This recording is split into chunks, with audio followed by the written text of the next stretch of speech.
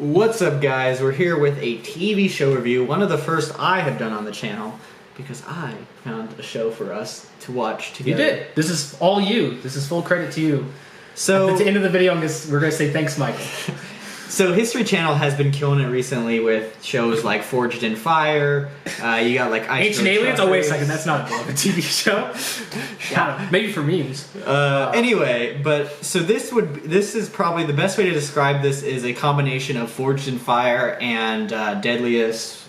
What is it? Deadliest Warrior. That sounds right. I don't know. Deadliest Catch. There's a lot of deadliest things.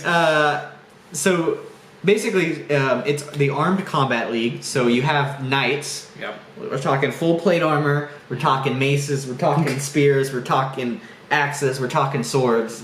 And they got blended weapons. So no one's gonna die out there. But it's a 6-person free for all. They're just hacking each other. And then the top 4 advance. Then it's a 2v2 with historical battles. So you got Vikings versus East Roman Empire. You got the Ottomans versus whatever. You know, I don't know. It's got great. You got like the movie Braveheart. You got both sides from that movie fighting it out. And then finally you get a one-on-one duel to see who the winner is. Blah blah blah blah blah. Stuff happens. The 7 winners are going to go in the final episode to see who wins a bunch of money. Yeah. So it's a pretty formulaic show. And it is great because the host of the show is like Christian from WWE. No one. Oh yeah, that's no one right. really knows who that guy is, but he's like, you may know me as Christian from the WWE, and I'm like, no, I don't. But did you wear a mask? I don't know. And then the one guy's like, it's awesome because it's just the right amount of like cheesiness and like low production value, but at the same time, the manliest thing you've ever seen. So you have the one judge who's Christian who doesn't know nothing about like. Armed combat. Yeah. You have a former military man, a former Marine who founded the Armed Combat League alongside others, and he always like makes random comments about the army. He's like, "Oh, I see you have some 14th century spears here." I trained with that. And then you have the one guy who's an armed combat specialist, and he's always like, "Perseverance. Y'all need some perseverance in order to win today." And we're like, "What does that have to do with anything?" But okay. Take some real perseverance not to get your bone completely crushed under the weight of this is a pure sword that doesn't have a unadulterated violence. It's so good. You don't understand you needed it into your life until you've seen it. I first watched it, one of these days. I had some free time, and I've been introducing it to people around town, and everyone has reacted the same. This is the best idea of all time, and it's so good. If you like, honestly, you really just have to watch it to know because it's like so different. Like I don't particularly like UFC fighting necessarily, but I just love it's so ridiculously crazy that it's just great. Like you got like people running full speed, like axe to the back of the head, just people fall on the ground. I don't think there's any regulations in this. You can't hit the back of the knee, you can't hit the groin, you can't hit their feet, and it's blunted weapons. Yeah. So basically, you can still screw them up pretty well. I think the thing that is really a great attraction of this show is that even though they are using weapons and armor from different periods of time, they don't really make that.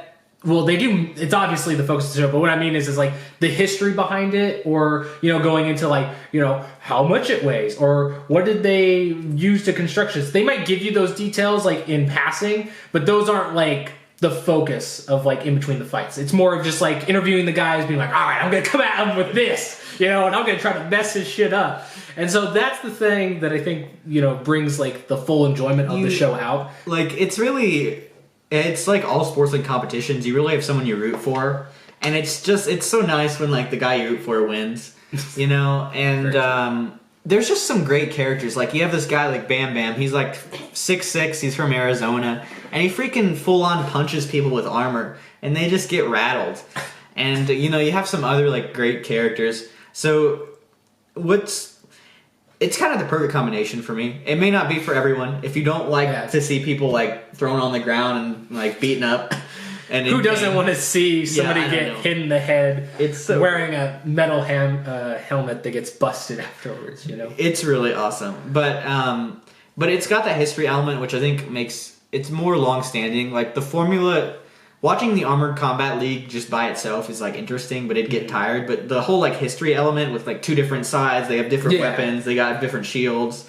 I think it makes things more interesting. It definitely twists it up too. Or twists it up. Well, there is twisting, I guess, involved in some of these guys' techniques, but it switches it up because, you know, some periods might be more at a disadvantage than others. So, you know, if somebody you're thinking, oh, you know, they're going to start doing a tag team battle where it's 2-on-2, but yet they bring in this, you know, period against this period, you're like, well, the people that maybe are the better fighters are going to be severely disadvantaged because of the equipment they're carrying. Yeah, because I'm sorry, I didn't mean to cut you off, but I was just going to say, you know, some fighters specialize more for certain period of pieces, so when they're throwing out their helmet from like a totally different period, it's like, ooh, let's see how they go to this. Yeah, and then you have people who are like really good at two-handed weapons, and they're dealing with, you know, a shield. And we're back. Tiny hammers. You know, me editing. So there's so many different weapons. One element that I really like is the first round you get to use your own weapon, and then the next two rounds you kind of have to adapt.